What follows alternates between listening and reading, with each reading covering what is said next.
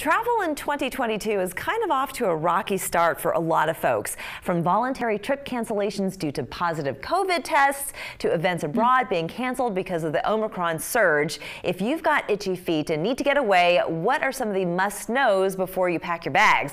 Well, let's welcome back our travel expert, Jeanenne Tornatore. Good to see you again. Great to be here. Let's talk about those cancellation policies, because I have just been hearing, I haven't planned anything myself, but everybody that I know that has planned a trip in January has had to cancel. Yes, well, the big thing is that we're still seeing staff shortages, not just with the airlines, but really across the travel industry. But it certainly had a major effect on the airlines.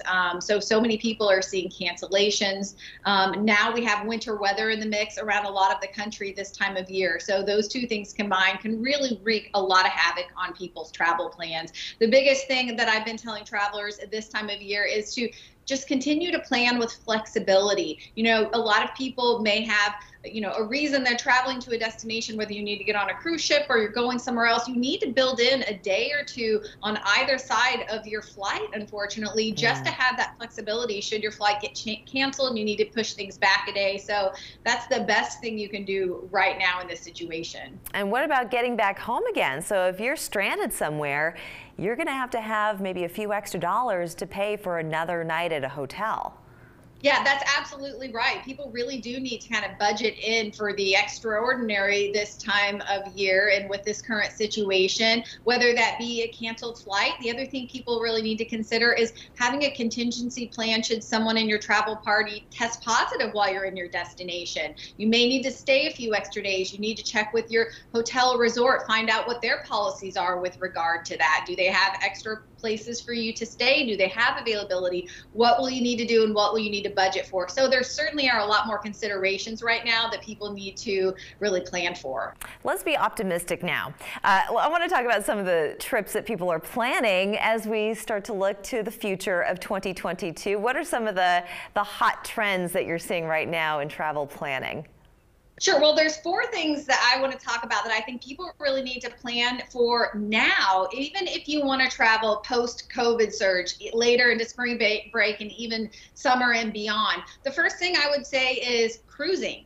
And the reason I would say you need to look at booking cruises now, even though a lot of the big cruise lines are having really flexible cancellation policies for the short term, is because January is what the cruise industry calls wave season. It's that 1 month of the year when they have their biggest promotions and sales out there for sailings later in the year. So if you're thinking spring break, summer or beyond, this is really the time to take advantage of those and get some great deals on those cruises. And look, it is going to be a big year for the cruise lines. Carnival says they plan to have all 22 of their fleet back in service by March. They're celebrating their 50th anniversary with these big celebration events come spring. So I think people are ready to get back out there once we get past this current surge. And you know what? They're starting to dock over here in the Charleston harbor as well. So with just a few seconds left, I want to make sure that we get to these other things. RVs, that's another way to go. Pretty safe?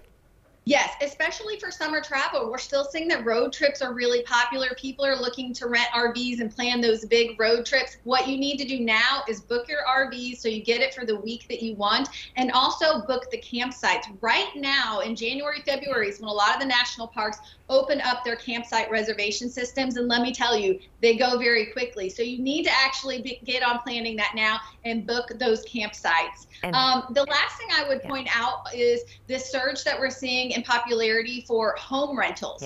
People now can work from anywhere, so people are taking those longer vacations. They're looking for more space to spread out. So particularly over times like spring break and holiday weekends, those vacation rental homes, sites are saying that people are booking them 2 to 3 months further out than they used to. So that's one thing you want to look about planning and booking sooner than later. All is not lost. It's not all doom and gloom. Jeanenne Tornatore, thank you for being the ray of sunshine today. My pleasure. We are back after this.